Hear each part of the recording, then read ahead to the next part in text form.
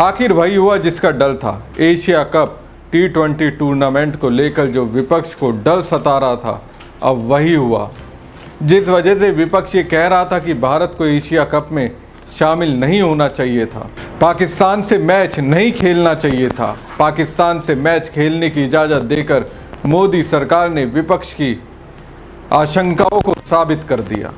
पाकिस्तान अब क्या करने वाला है? पाकिस्तान क्रिकेट टीम के कप्तान सलमान आगा ने उस पर से पर्दा उठा दिया। एशिया कप से मिलने वाली रकम का इस्तेमाल पाकिस्तान किस तरह से करेगा, उस पर अपनी बात रखकर पाकिस्तानी कप्तान ने चौंकाया। नमस्कार दोस्तों, मैं हूं परवीन सानी। दोस्तों, वैसे सबसे ज़्यादा चौंकाने का काम तो मुझे प्रधानमंत्री नरेंद्र मोदी ने किया।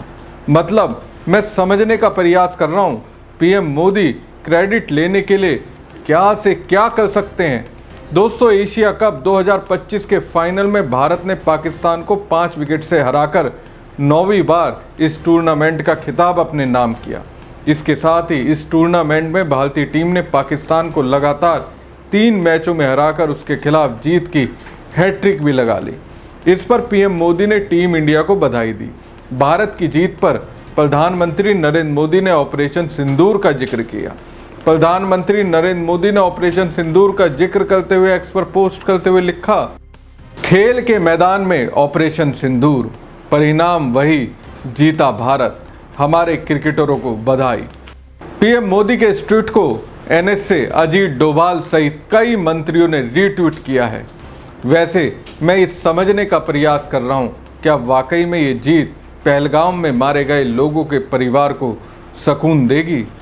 पीएम मोदी समेत भाजपाई क्रेडिट लेने की होड़ में कब तक अपनी नाकामियों को छिपाने के लिए इस तरीके के हथकंडे का इस्तेमाल करेंगे?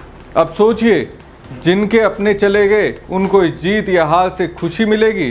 पहलगाम में मारे गए लोगों की तो बस यही मांग है, पाकिस्तान को पूरी तरह से सबक सिखाया जाए।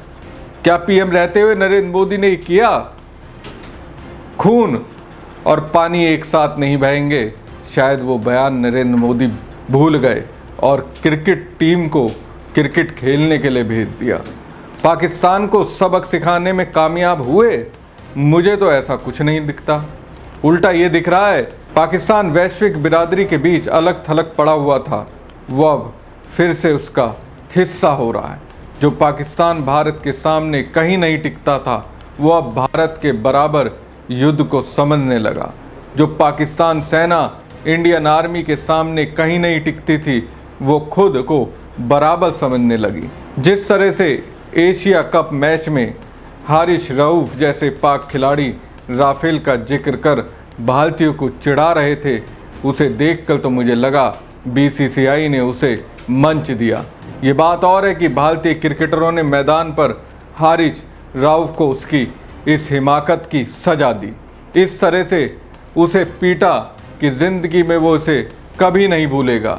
लेकिन क्या इसका क्रेडिट पीएम मोदी को मिलना चाहिए? अब जिस तरह से पीएम मोदी ने ऑपरेशन सिंदूर का जिक्र किया, उससे तो यही लगता है। खैर, जैसे ही पीएम मोदी ने एक्स पर पोस्ट किया, उसके बाद अपनी आलोचना झेल रहे बीसीसीआई को भी मोटिवेशन मिला। उन्होंने लिखा, 3 बार 0 प्रतिक्रिया, एशियाई कप चैंपियन संदेश पहुंचा, टीम और सहयोगी स्टाफ के लिए 21 करोड़ रुपए की पुरस्कार राशि। ये तो सही है, रकम आपको मिलेगी, आप सही भी इस्तेमाल करेंगे। लेकिन आपने जिस तरह से पाकिस्तान से मैच खेलने की इजाज़त दी, उसका परिणाम अब क्या होगा, उस पर से पर्दा खुद पाकिस्तान के कप्तान सलमान आगा ने उठा दिया।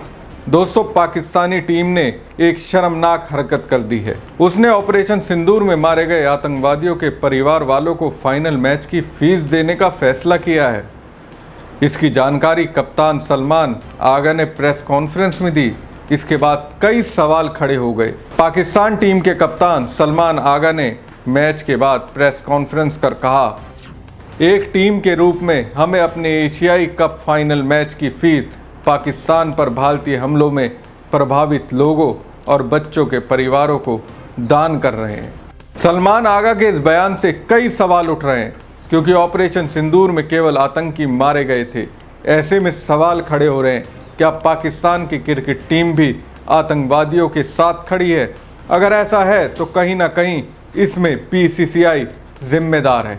अब देखिए, अपने खिलाड़ी की हरकत को मोटिवेट करने वाले इस पाकिस्तानी कप्तान की औकात, ये अब भारतीयों को भी ज्ञान देने लगा। सलमान आगा ने कहा कि हाथ ना मिलाकर वे हमारा अपमान नहीं कर रहे, बल्कि क्रिकेट का अपमान कर रहे हैं।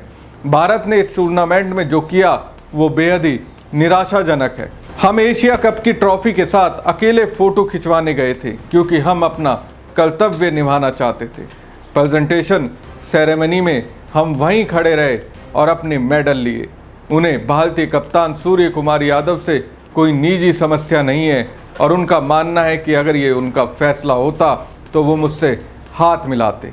सूर्या ने टूर्नामेंट की शुरुआत में मुझसे निजी तौर पर हाथ मिलाया था, टूर्नामेंट से पहले की प्रेस कॉन्फ्रेंस में भी, और जब हम रेफरी की मीटिंग में मिले थे तब भी उन्होंने मुझसे हाथ मिलाया था। लेकिन जब वो कैमरे के सामने होते हैं तो वो हमसे हाथ नहीं मिलाते। मुझे यकीन है कि वो दिए गए निर्देशों का पालन कर रहे हैं, लेकिन अगर ये उन पर निर्भर होता तो वो मुझसे हाथ मिलाते। मैं सिर्फ पाकिस्तान का कप्तान नहीं बल्कि क्रिकेट का फ़ैन भी हूँ।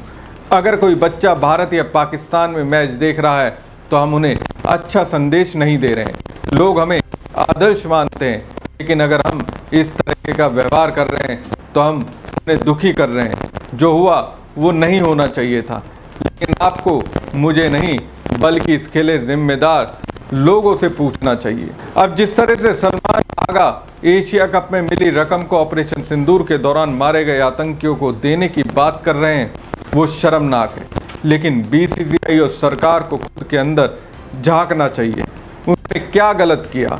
बहरहाल पाकिस्तान को मिले पैसे को लेकर शिवसेना UBT नेता प्रियंका चतुर्वेदी ने चेताया। उन्होंने कहा कि हमें याद रखना चाहिए कि भले ही भारतीय क्रिकेट टीम ने एशिया कप का मैच जीत लिया हो, लेकिन इस टूर्नामेंट से मिलने वाला पैसा पाकिस्तान क्रिकेट बोर्ड को गया है।